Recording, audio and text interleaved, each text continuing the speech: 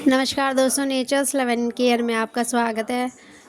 दोस्तों, जैसे कि कहते हैं कि हर हिंदू के घर में तुलसी जी का पौधा होना बहुत ज़रूरी है।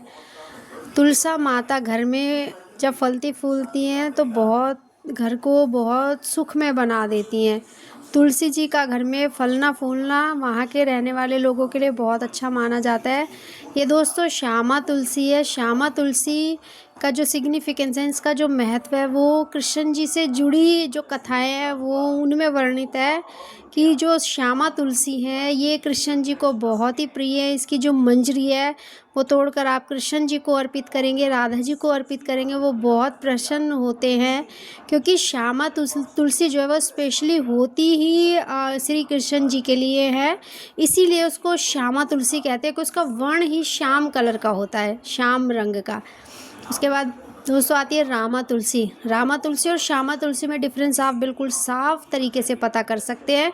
श्यामा तुलसी का जो वर्ण होता है वो आप देख सकते हैं सांवला होता है, जबकि रामा तुलसी बिल्कुल हरी होती है। तो ये दोनों अगर आप लेते हैं घर में तो बहुत अच्छा होता है। उसके बाद दोस्तों आता है मरवा। मरवा का भी आपने सुना होगा, बहुत सारी कथाओं में कहा जाता है कि जो मरवा है वो तुलसी जी की बहन है।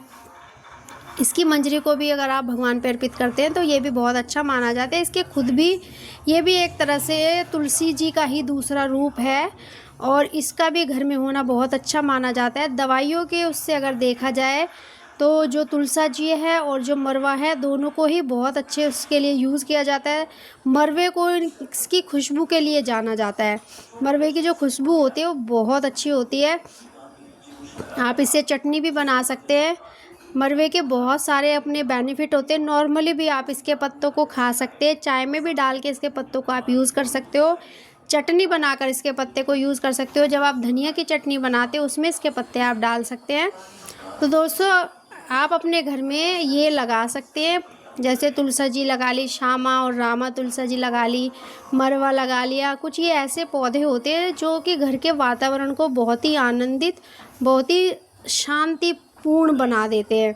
क्योंकि ये पौधे जहाँ भी फलते फूलते हैं वहाँ जो नेगेटिविटी होती है, जो नकारात्मक ऊर्जा होती है, ये उसको एलिमिनेट करते हैं, उसको ख़त्म करते हैं और अपने आसपास के जो वातावरण है, वहाँ का जो ऑरा है, वहाँ की जो एक हवा है उसको बिल्कुल साफ रख के वहाँ के वातावरण को पॉजिटिव, सकारात्मक बना देते हैं। क्योंकि तुलसा जी एक ऐसा पौधा है जो अगर धार्मिक मान्यताओं को देखा जाए तो बहुत ही ज़्यादा मुख्य है।